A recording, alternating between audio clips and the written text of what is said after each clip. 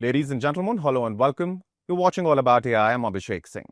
In this particular episode, we're talking about the AI ecosystem and the role within that ecosystem played by the partners. As you know, the world of artificial intelligence is rapidly evolving. And within that, the role played by partners is also evolving. They play, of course, a crucial role in guiding businesses through tough and challenging digital transformations. To talk about the transformation and the evolution, I'm joined by a very interesting and esteemed set of panelists. And let me take this opportunity to welcome Mr. Amarendra Kumar, VP and Head Ecosystem at Salesforce India. Prashanth Kaddi, Partner Deloitte. He leads engineering and data businesses. And Aditya Priyadarshan, Managing Director, Accenture Strategy and Consulting. Good morning, gentlemen. Amarendra, let me start with you. Now, there are multiple pieces within this entire ecosystem, within this jigsaw. There are, of course, partners, there are ISVs. So set it up for us, this discussion wherein we're going to talk about, of course, the role played by partners in this ecosystem. Yeah, look, I mean, you spoke about the new evolution of technology and the role the partners are playing in the overall AI wave that's going on right now. If you see the comprehensive sort of spectrum of our partnerships on the ground, it consists of advisory firms, it consists of a lot of SIs, a lot of ISVs who have built products on our platform as well. And then there are a host of other partners, boutiques who are working with us, right? So some of the first thing that hits you is the scale, right? The other piece is the global projection. If you see our talent and our tech ecosystem in India, the role it plays not only in the Indian market, but also really fueling the growth of this organization and our peers in the market globally, serving the customers globally. And there is a lot of work that gets done out of India. So that global projection, again, is something that is that poises the ecosystem uniquely for India. The other part which you referred to is the incumbency. So we have our friends here, but so just to look at the kind of incredible relationship they have in the market, the kind of domain knowledge, the understanding of what industries and sectors need going forward and what will take them to new sort of waves. And the third part is the competency and the kind of platform technology competency that they bring to the table. So some of these things really make this a very well-rounded and very, very robust ecosystem as we have today. Yeah. So, and they play a key role to guide the customers in the next waves of innovation, which is important given that we are going through some of those things as we enter the AI era. Right. Aditya, let me come to you. And of course, you at Accenture must have seen this transformation that we have been talking about, and we've been talking about it for a while. And it is a very crucial phase for enterprises across the country, startups, mature organizations. As far as the role played by, let's say, Accenture is concerned, where do you come in this entire ecosystem, in this picture? Okay. So Accenture has a very unique role in the entire journey that clients take, right? We partner with the likes of Salesforce, but we come in to help our clients get value from, let's say, Salesforce, right? Clients come to us to help them address a very specific business challenge or get to a business outcome, right? Now, whether that outcome can be delivered through adoption of AI, implementing a Salesforce CRM, our role is to translate what Salesforce as a platform can do for the client and how do they get value in their context, right? So that's where we come in. Our role is as an advisor to the client, helping them articulate very clearly what exactly are they solving for. A lot of times that problem articulation is a good point to start, the journey with the client. And then second, handhold them through the entire process. Hand-holding clients, because this is a very challenging transformation that businesses have to go through at all levels. Prashanth, I do want you to answer that question, but let me add something to that question as well. And that is from a partner's perspective. What is the core value proposition of aligning with, let's say, an organization like Salesforce? I think to add on to what Aditya was saying, so our business, as Deloitte, in addition to doing, as we call it, advice, which is how do we advise our clients, how do we implement solutions, then how do we operate those solutions so that those continue to deliver value on an ongoing basis. So the spectrum of what it takes to let's say it could be, any issue with top line, it could be an issue with bottom line, it could be an issue with new business models, it could be any issue from a business perspective, right? How do we help our clients be successful, right? And recently, from your ecosystem question, increasingly nobody can solve all problems in the world in this transformation, right? Everyone needs to play a role. And we look at ourselves more and more as orchestrators. In fact, our global tagline has changed to together makes progress. Right. So not only do we co-create with our clients, but we co-create with our ecosystem of partners. Obviously, Salesforce and such other platforms are core because there's no execution of a strategy without technology being at its core anymore. Yeah, technology has to be that enabler because you're trying to execute things at scale. Let's talk about some of the things which could be challenges and in that sense, legacy issues, but businesses, of course, I have been doing business in a certain way for a certain length of time, and that comes with its own memory of sorts, So Amarendra, what have you seen in terms of some of the legacy issues which are there with businesses? I mean, new age businesses, startups, perhaps they're a little more agile, a little more, adopted already. Yeah, so look, any big enterprise, right? So whether it is a Indian enterprise, global enterprise, wherever it is, there is going to be a lot of history and legacy behind that. And that has helped them grow to where they are today. I think what we have seen, like in the recent past or whatever we are going through right now, a lot of these firms which have been very successful in what they're doing are looking to now be the thought leaders or business leaders for tomorrow. And that transition involves a lot of cutting edge technology, which is something like a platform like us brings. They need a lot of advice, a lot of kind of domain and industry leadership. That's what some of our friends here bring. And both of those bring together a level because we have credibility in the market as well. So some of these customers, they can kind of go with us on that journey of transition and get into the next sort of wave of growth. And that's what I think most of the firms are open to consider those. If you can paint a compelling, convincing picture to them. Do you agree with Amrit? That makes it easier, maybe, but at the end of the day, relatively, I would say it's challenging. Yeah. No, I agree. See, so the pitch is a mix of optimism and some fear as well, that if you don't, then, you're going to be the one left behind. No, I don't want to call it fear per se, right? I think it's an opportunity. And I think everybody has recognized this, right? I don't think today we are having a conversation about whether they should go on this journey of AI or not, right? It's more about when and how, right? So I don't want to call it fear for sure. It's more about when do they start, how do they start, and what do they aim for in their respective context. Right. Instead of fear, I should have said considerations. But having said that, Prashanth, let me come to you.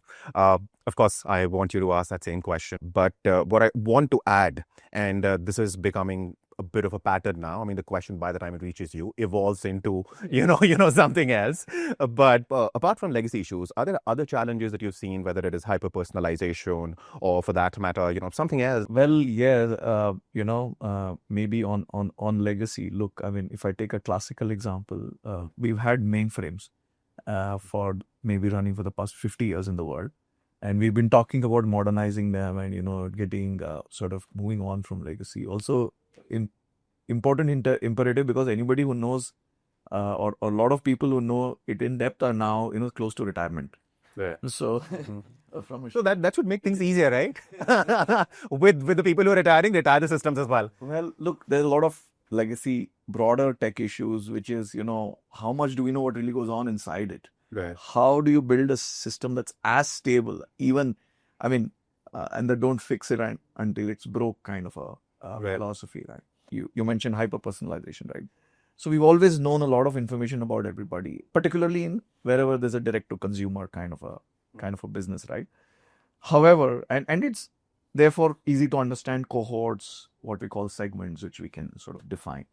One of the challenges has always been do we bet on that uniformly across all touch points? And how do we, whether it's sales, service, after sales, etc., right? Or marketing, etc. So do we all look at it in the same way?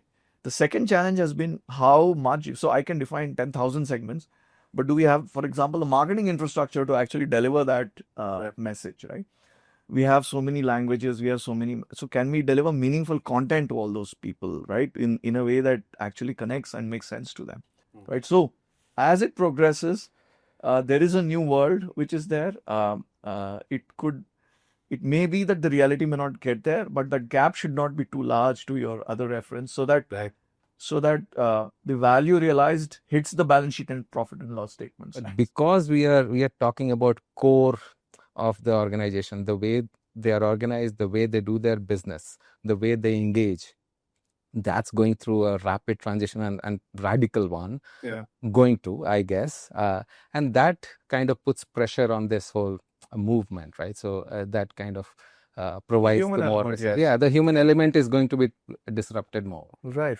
And Aditya, when you're advising organizations, whether it's new age businesses or legacy businesses, that human element that Amarendra touched upon and Prashanth also briefly talked about, what is, I mean, I should not be asking you for specific pieces of advice that you might have given to particular organizations, but in general, how do you help organizations, handle that aspect? Because that needs to be handled very sensitively. At the same time, you need to, encourage organizations perhaps to encourage their employees to upgrade, to upscale, so on and so forth. Yeah.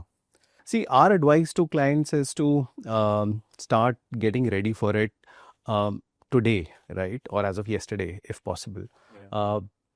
Because in a lot of way, the pace of adoption, the pace of value capture is going to be determined by your organization's readiness for it.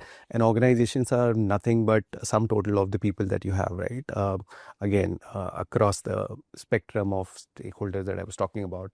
So from an employee perspective, I think one thing that is important to realize is disruption and change is going to be a constant. The more agile you are in your mindset, the more easier it's going to be. One of the most important things that we tell, our clients as advisors is get your people to be ready to be lifelong learners, right? You, irrespective of whether you think AI is going to impact your work or not, but you need to understand some fundamentals, right? So there is a lot of talk everywhere that you hear, right? That AI is going to wipe out 20, 30, 40, 50, depending on who you talk to, the kind of jobs or workforce. I don't think that's really going to happen. I mean, there is definitely going to be a shift. There will be a churn for sure. But the success will really be determined by some of these factors that I said, your talent's ability to upskill, learn, and, the leader's ability to set the vision and the journey and the pathway for the organization to just navigate this change as seamlessly as possible, right? It's going to be disruptive for sure. It's not going to be easy, but there is a way to traverse it, in my view. Right. And Prashant, could you think of, an anecdote perhaps where you were advising a client traversing, as was used earlier, as let me use that phrase, borrow that phrase, in advising a business as far as, this aspect is concerned, and how did you help a business perhaps, let's say, do that? Look, I mean, there are, and to Amarendra's points earlier as well, right? Every organization develops a DNA to just, and one of the things that we build confidence is also, like, if you look at Deloitte, it's a 180-year-old organization globally. Yeah. Right. What are the disruptions happening inside Deloitte right now? Any news article you read, Many. it predicts how consulting will either die or Yeah. change dramatically, right? So how do we get ourselves ready for it, right? So there are a few, aspects that we need to do, right? So first, obviously, I think sponsorship and leadership commitment is very important. Also, to make sure that it is communicated to the employees that we are on the same side, right? I mean, we're together going to solve and build a way to the future. Secondly, the big problem is the fear of the unknown, right? A lot of people don't know what it is, what's going to happen, and therefore, how it's going to impact us. So therefore, just sort of investing in education and maybe unlearning and relearning is possibly the skill which will keep everyone ahead in the future as one skill that the entire organization needs to have, right? So I think that's the second one that we look at. Third is to make sure that it's not that employees are not they're unaware of everything that's happening. Of course. Right? They're also cognizant that they need to craft a career for 10, 20, 30, 40 years, whatever's remaining of their careers as well, right? So how do they stay relevant and ahead in the game? So it's a joint problem, and as long as it's a joint solution, it's fair. Since we have spoken about concerns and some of the resistance related issues, there let's talk about what are you excited about as far as the Salesforce India economy is concerned. Let's say over the period of next 3 to 5 years, what are you excited about? What are you looking forward to? So if you look at our overall presence today and where we want to go as an organization, Salesforce, obviously we have taken really big strides in last few years to be where we are, one of the market leaders there. What we also are cognizant of is the kind of opportunity that is ahead of us. While we are talking about AI and the next wave of innovation, we also need to know that there are a host of organizations or kind of, I would say, maximum number of organizations in India are still like 1 or 2 generations behind. And this is what has happened in every technology evolution phase, where these organizations have jumped 1 or 2 generations and moved on. So I think the opportunity is huge. Yeah, we have been growing extremely fast, and the data is there in the public domain. You can look at, and I think there is, and the organization thinks that this growth rate is going to accelerate going forward. Right, so it's going to be exponentially higher, and which is just a reflection of the market need today. If we are going to be part of that journey for the customers to be into this brave new world, the growth is pretty much automatic. So that I think this is going to be a next 2 to 3 years or 5 years is going to be really transformational, even for us as an organization, for our partners, and obviously in partnership with our customers. Right. And Aditya, the sluggishness that Amarendra talked about, something which used to happen, let's say in US 5 years ago, it'll take some more time for it to come to India and then percolate and then of course become mainstream here in this country. Now those changes, I mean, what's happening in the US, let's say today, what is being announced there, sometimes things are announced here first. It's happening, at a very rapid pace. And let that be my last question to you. As far as the space is concerned, do you think Indian organizations are gearing up? Perhaps they are at this point in time, as Amarendra said, maybe a generation or two behind. But what are they saying to you? What is the impression that you're getting? Are they ready to sort of jump in, take this leap? Now, in terms of getting ready for it, the question to us is, where do we start? How do we get going? Our advice to them is you need to do 3-4 things. First thing we tell them is you need to lead with value. Have a very clear understanding of the business case and the value that you are going to get by getting onto this transformation journey, right? That's number one. So lead with value. The second thing that we say is, please understand the way that you're currently doing the business. You can't add or augment AI on top of it and expect results going forward, right? So in certain way, you will have to disrupt yourself and you will have to reimagine the way you are running your business today. Third, and we haven't really spoken about it, from an AI perspective, agentic AI, and I don't want to get too technical about it, but that's really the next frontier for enterprises to get value from, from AI adoption. Yeah. So having agentic AI capabilities in terms of having the right platform, skill sets, etc., is the third one. And fourth thing we tell them to get ready, and perhaps the most important one, is to, and we spoke about it earlier, is to get their people and talent and human capital along in the journey. Right. And Prashanth, let me change that question slightly for you. And the question now to you is, when you're talking to businesses, who are perhaps at this point in time, since we're talking about some of the businesses being generation or two behind by global standards, what do you tell them that in terms of opportunity, what is waiting for them? How do you convince them? What do you tell them? What would your advice be for the businesses which are going to watch this? That these are the first 2 or 3 things that you can do and you should do, and why should you do them? Okay, I have a fairly different view on this, right? I think traditionally we have been a little behind as India. Yeah. But that gives us the opportunity to leapfrog much forward in ahead of anybody. I agree. And that's happening now. Yeah, it's absolutely. I mean, if Yeah. you look at recently, I was in Europe and making payments is not as easy as it is in India. Right. Right. If you go to, for example, mobile telephony, the classical example, right? I think we're ahead of the US or most other economies in our ability to have connection, data, and everything, the facilities we have. I mean, forget about the price point, which is incredibly, which is 10%, right? I think the issue earlier was perhaps that all of these solutions were built for a different market, Right. with the definition of value of a different market, and tried to, sort of export to India. That does not work. Right? Irrespective of all of the platforms, no matter all of the global platforms, etc., are looking at because problems of India are unique, right? And in fact, problems of India are so unique that you're possibly not going to get too many parallels anywhere in the world, right? Earlier, we were looking for examples outside. Now you have to look for examples in India. I mean, just look at number of payment transactions that UPI does. There is no other parallel of any other system which does this level of Aadhaar, very authentications or anything else, right? Yeah. Or, on a slightly lighter note, traffic in Bangalore, right? Yeah.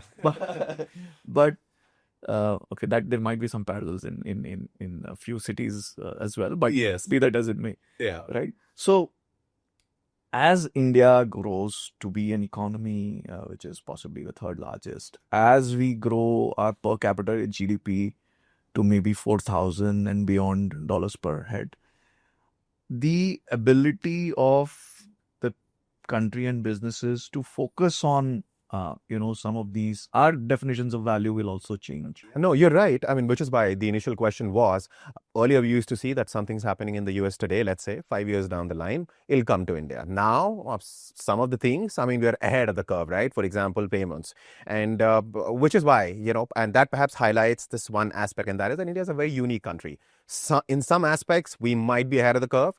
Some aspects, certain businesses, certain areas, we're perhaps a generation or two behind. So both of those, when you join those 2 points, you get a very accurate picture of the country. Very diverse set of maturity indices, if you might, right? Yeah. So you spoke about digital infrastructure, very mature. And I would agree. I mean, most of the, I would say, payment, telephony, and everything, we have much ahead in the curve. But if you see where we were before, and we leapfrogged in telephony, we leapfrogged Absolutely 2 generations, and we came here. And that's the point, right? So yeah, especially what has happened in the area of telephony and of course payments is something which we couldn't imagine, and now of course the world is trying to copy, borrow, steal whatever they can at scale. And yeah, so that's a wonderful note to end this on, except we're not ending here, because I have a couple of quick questions, rapid fire questions for all of you. And this time around, I'm going to start with Prashanth. So let me start from here first. My AI can't detect patterns. Yeah. So AI in one word for you. Okay, let me use 2. I call it augmented intelligence. I think it will unleash the creativity that maybe I was a great poet but could never put it down, or a great painter would never put it down. But with AI now, I can actually make it create that image. Right. So it can help a man become like a Superman, like a lame and average poet become like an excellent poet. Right. Aditya, for you? For me, it's future. So, one word that I always think about when I think about AI is future, right? We're creating a future for our next generation.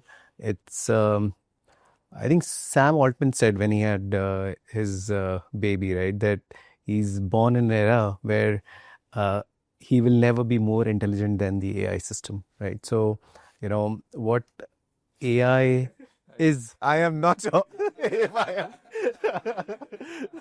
But do go on. Yes. I mean, those are the times we live in.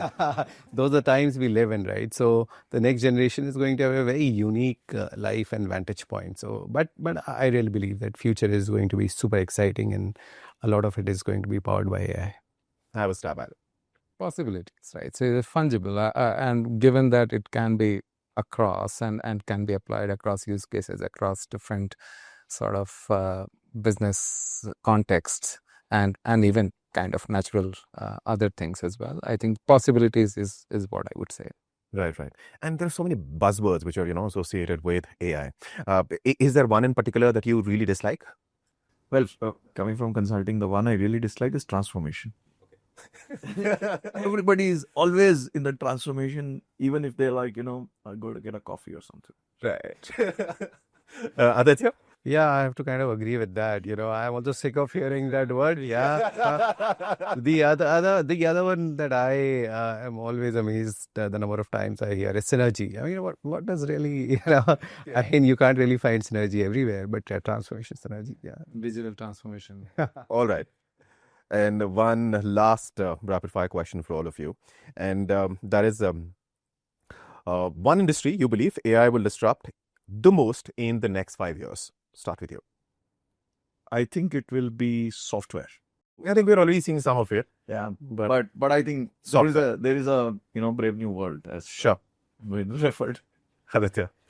I would say healthcare, from entire value chain, from R&D, drug discovery, patient outcomes, diagnostics. Yeah, I can't think of an industry which will not be disrupted or which will not go through this. Frankly, if you give me one, Makes sense. Coming from you makes sense. Yeah. Yes. I would prove that it would. Obviously, the context and the anatomy of that disruption might be different, but I think the scale and quantum of disruption is going to be fairly significant and across the industry. Yeah, I mean, one obviously has to agree with that. Yeah. Of course. You were making